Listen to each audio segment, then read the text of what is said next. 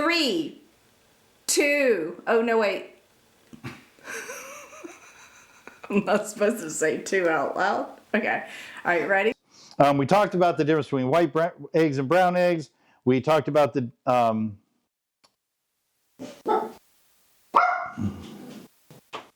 Ciao, y'all. Today we're going to talk about eggs. The first thing I think you're going to notice is that I don't have my normal wide variety of products in front of me. That's because there's not that big of a difference between all the different types of eggs, so why buy that many and waste them? What I have here instead is the cheapest eggs in my grocery store, $1.79, and the most expensive eggs in my grocery store, $11. Okay, so huge price difference. And these are by far the most expensive eggs. There are lots of eggs that are somewhere around $5 or $6 a carton. So that's a little bit more of a reasonable price if you're looking for eggs that are free range or organic, which brings me to why is there a price difference? And I saw this video just the other day that cracked me up because I was actually working on this episode and I happened upon this. I was watching a YouTuber who I love, but he was making something with eggs and he said, start with the best eggs, free range, or I'm going to say, give the exact quote, no, that wasn't it. It was organic, free range, the best that you can buy. He said it exactly like that. Organic, free range, the best that you can buy. Well, what makes organic, free range eggs the best that you can buy? Is it the taste? Probably not. Is it the fact that that's a value of yours, that organic and free range are things that are important to you? Well, maybe. And if that's the case, that's what you want to look for. I'm going to give you the warning that you need to do research on all the companies. This company makes a lot of big claims, and maybe they do all these things. And if they do, then their eggs are worth $11. So these are ethical eggs from Happy Hens. They were made with fresh air and sunshine. That's what these eggs were made from. I know some of these things are tongue-in-cheek, but they actually have a real claim here that's an important one. It says forage outdoor year-round. So that gives me the impression that these chickens are walking around eating bugs and worms and whatever, which is fine. That's what chickens eat. I really don't care what the chicken eats. I'm eating the egg. But if this is what that means, then that's good. That's a good thing, right? The chicken is eating what it's supposed to be eating. It's living outside, living its best life, wandering around in the woods or whatever it is that they do. If they are really raising their chickens like that, it's no wonder that it's $11 for these eggs. But it does say that all over here, and it said here on the back that these were humanely raised and handled. So that's great.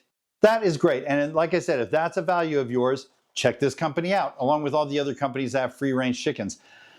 Check them out. Make sure that they're actually standing up to their claims. If they are, good for them. You should buy their eggs. If they're not, then find somebody else. Some of these companies are going to be living their promise, and some won't be. I'm not going to pretend that I have any idea which ones are and which ones aren't. Hopefully, this company really is. I hope so. For $11, I hope they really are.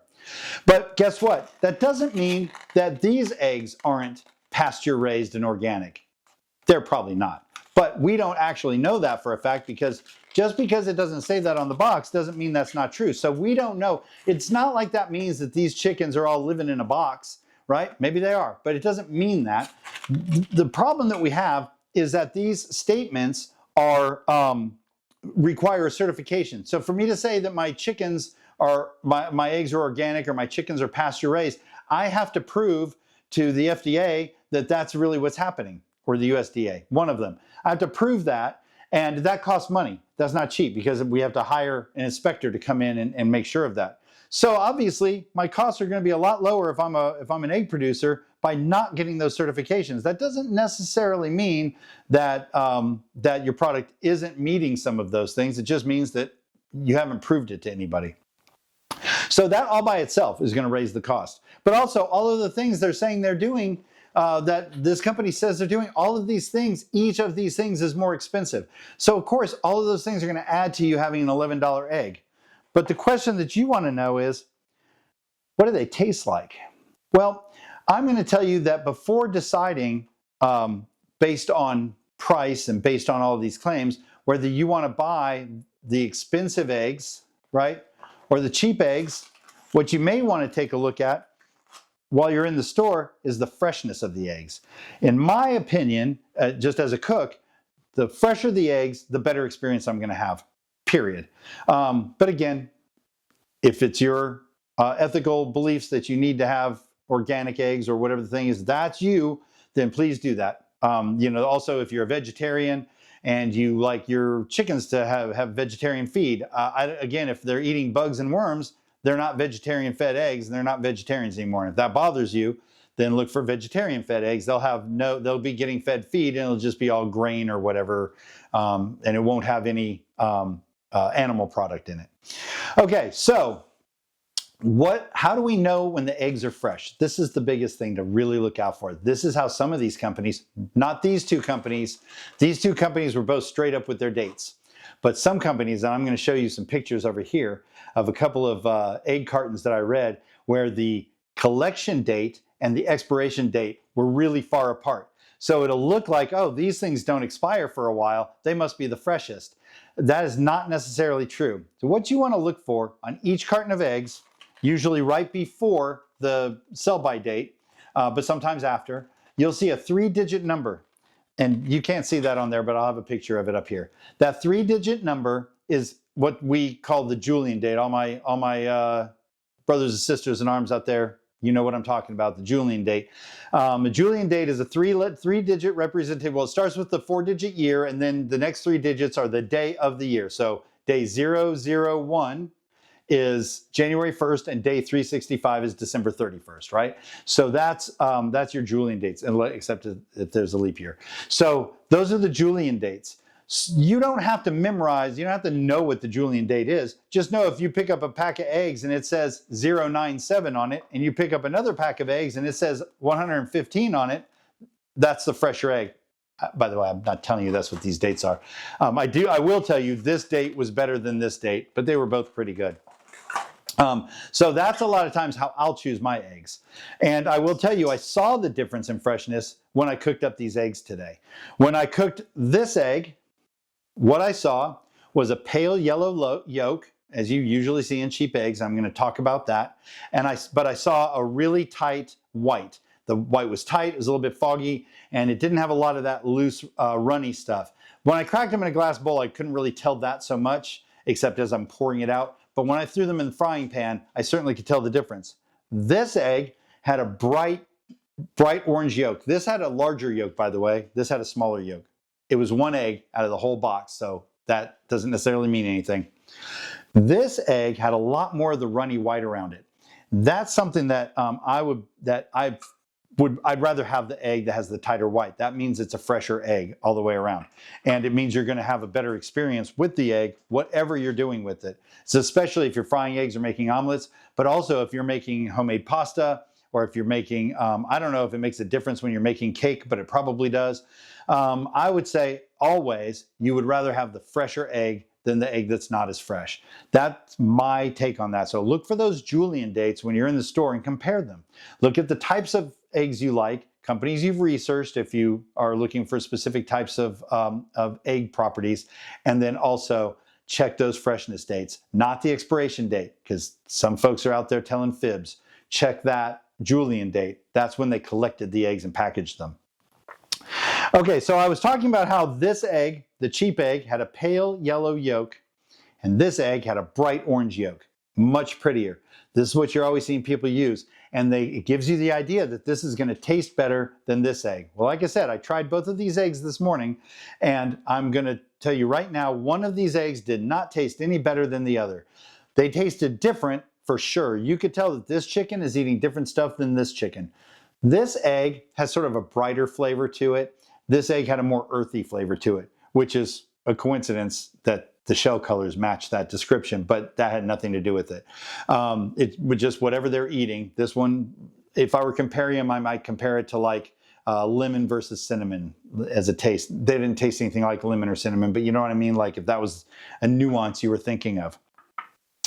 So why are these eggs, the fancy eggs, have those bright orange yolks if it really doesn't make a difference? It's because they're giving them stuff in what they're eating that turns that their egg yolks orange. Marigold marigold petals are the primary thing that you'd find in chicken feed that's adding that orange color. It's because and they have other things, but it's beta carotene basically when you get down to it. You put something high in beta carotene in the chicken's feed and they're gonna have oranger yolks.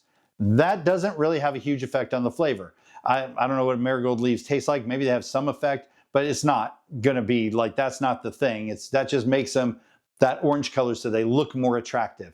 So again, if that's a thing you want, if you want your eggs, let's say you're making something with eggs for guests and you want them to have those bright orange yolks, like let's say you're making eggs Benedict for guests and you want everybody to have that beautiful orange yolk, buy the eggs with the orange in the feed and with the enhanced feed. Do that. That's logical to me. But if taste is the only thing you're concerned with, the most important thing is buying the freshest eggs. And also, which by the way, most of the time, I'm going to tell you, most of the time, your cheap eggs are going to be the freshest eggs because they rotate faster in your store. People buy eggs more if they're cheap, right? More of these are selling, which means they're restocking more. So most of the time, in my experience, it's the cheap eggs that are the freshest, but not always, of course, not always. So make sure you check. So I just want to make sure we covered that those are the differences. So do I need to spend a ton of money to make a good dish that uses eggs? And, right now it's really, spaghetti carbonara is like a really, really hot dish right now. It's everywhere. It's super trendy. You want to make that. You do not need organic, pasture-raised, the best you can buy eggs. These work just fine. I need to stop lifting that squeaky box. Okay, so that is, I think I covered, there's one more thing I want to mention before we go any further. I'd like to talk about bacteria in eggs because there's some misconceptions out there about bacteria in eggs. Eggs in the United States, the shells are washed, so these are pretty clean. I wouldn't lick it or anything, but they're pretty clean shells. If you want to lick it, I guess you could wash it again, but I wouldn't do that until you did that.